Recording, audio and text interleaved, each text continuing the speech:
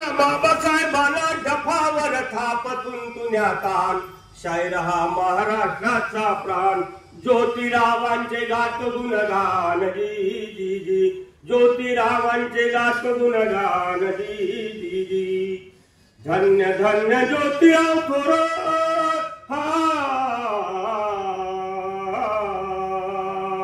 धन्य धन्य ज्योतिराव थोरात कार्य केले फार पुणे नगरावर झटून महात्मा झाला देशासाठीच जीवन जगला शाहिरी नमन करू त्याला जी जी जी शाहिरी नमन करू त्याला जी जी जी। तर पत्रकार आणि शाहीर हे जगासमोर म्हणजे ठामठोकपणे आपले विचार मांडत असतात म्हणून या शाहीर या नात्यानं या महात्म्यांचं जीवन तुमच्या समोर मी कथन करतो आहे। 11 एप्रिल 1827 ला 11 एप्रिल 1827 ला पुणे शहराला बाळ जन्माला आनंद झाला माता चिमणाबाईला। कोण होती माता? चिमणाबाई। आनंद झाला माता चिमणाबाईला आनंद झाला गोविंदरावांना ज्योतिराव ठेवले नावाला जी जी जी ज्योती नाव ठेवले नावाला जी जी जी। आता आपण म्हणतो महात्मा फुले परंतु त्यांचं खरं आडनाव आहे गोरे। त्यांचं खरं आडनाव काय? गोरे।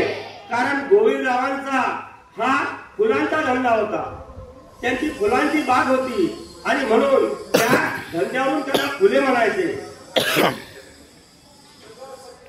25 डिसेंबर 1827 ला 25 डिसेंबर 1827 ला चिमणाबाईला मृत्यू आला ज्योतिबा पोरका झाला दुःख झाले गोविंदरावाला सगुणाबाईने सांभाळ केला जी जी सगुणाबाईने सांभाळ केला जी जी जी। एप्रिल मध्ये जन्म झाला आणि डिसेंबर मध्ये महात्मा फुलेंची आई गेल्या चिमणाबाई गेल्या केवळ 7 महिन्यानंतर 7 महिन्याचं बाळ असताना चिमणाबाई गेल्या परंतु सगुणाबाई नावाची क्षीरसागर त्यांचं आडनाव या महान मातेने आमच्या ज्योतिरावांचं संगोपन केलेलं आहे।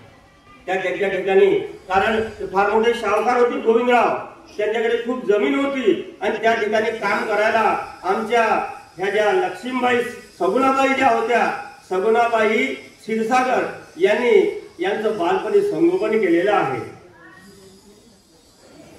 वयाच्या 7व्या वर्षाला पहिली दाखल झाला बुद्धीने हुशारातून निघाला। जसे आता तुमच्या शाळेमधले विद्यार्थी तुमचे चेहरे पाहिले की आनंद होते खूप तेजस्वी आणि तुमतुनीत दिसतायत तसेच आमचे महात्मा फुले खूप हुशार होते। वयाच्या 7व्या वर्षाला पहिली दाखल झाला बुद्धीने हुशारातून निघाला कळले बघा हिशोबनी कारकून आला। गोविंदरावांच्या घरी शेतीचा सावकारीचा हिशोब करायला एक हिशोबनीच होता कारखानीच होता कळले बघा हिशोबनी कारकून आला मनात त्याच्या विकृत विचार आला।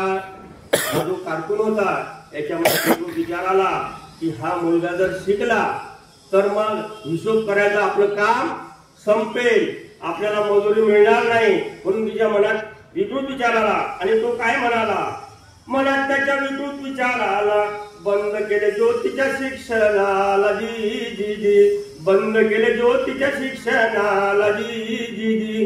पहा प्रतिक्रांती कशी असते त्या माणसाला कळलं की आता आपलं काही खरं नाही हा जर शिकला ज्योतिबा शिकला तर हे सर्व काम तो सांभाळाय आणि म्हणून ज्योतिबाचं शिक्षण बंद करण्यासाठी गोविंदरावांनी त्यांनी सांगितलं आणि ज्योतिबाचं शिक्षण बंद केलं। गोविंदरावा घरी शेती भाऊ सारी फुलबा फुललेली ज्योती हा शेतीत काम करी शिक्षण बंद झालं ज्योतिराव शेतीमध्ये काम करायला लागला। वर्ष बघा 7 ही बघा झाली वयाची 14 वर्ष कार्य केली रदी जी वयाची 14 वर्ष गेली रदी जी जी। आता हा जो काळ होता सरांनी सांगितलं बाईंनी सांगितलं त्या काळात बालविवाह व्हायचे आणि आमचे ज्योतिराव फक्त 14 वर्षाचेच होते। किती वर्षाचे होते? 14 वर्षाचे आणि आमच्या सावित्रीबाई फक्त 9 वर्षाच्या होत्या सावित्रीबाई फुले।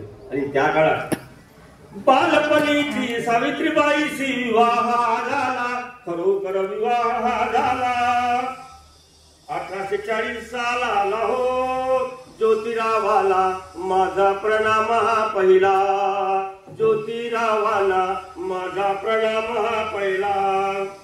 तर त्या काळात फारसं शिक्षण नव्हतं. आमच्या सावित्रीबाई शिकलेल्या नव्हत्या. महात्मा फुलेंनी सावित्रीबाईंना घरी शिकवलं.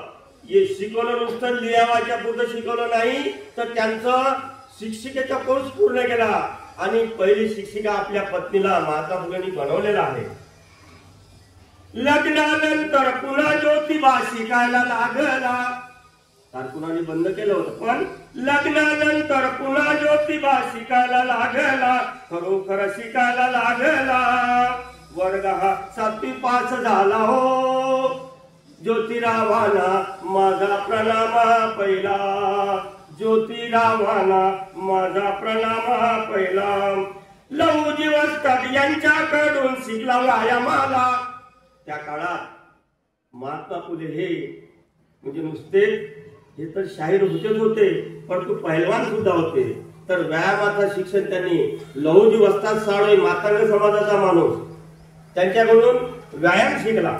लहुजी वस्ताद यांच्याकडून शिकला व्यायामाला. खरोखर शिकला व्यायामाला. तालीम करून मल्ल बघा झाला हो ज्योतिरावाला माझा प्रणाम पहिला, ज्योतिरावाला माझा प्रणाम पहिला. बाईने मला माहिती सांगितली की सावित्रीबाई शाळेत जायच्या, शिकवायला जायच्या, तर हे काही सनातनी लोकांना आवडत नसे म्हणून त्यांना शेणी फेकून मारायचे, दगड फेकून मारायचे. परंतु सावित्रीबाईंनी त्याची तमाना करता आपलं कार्य केलं.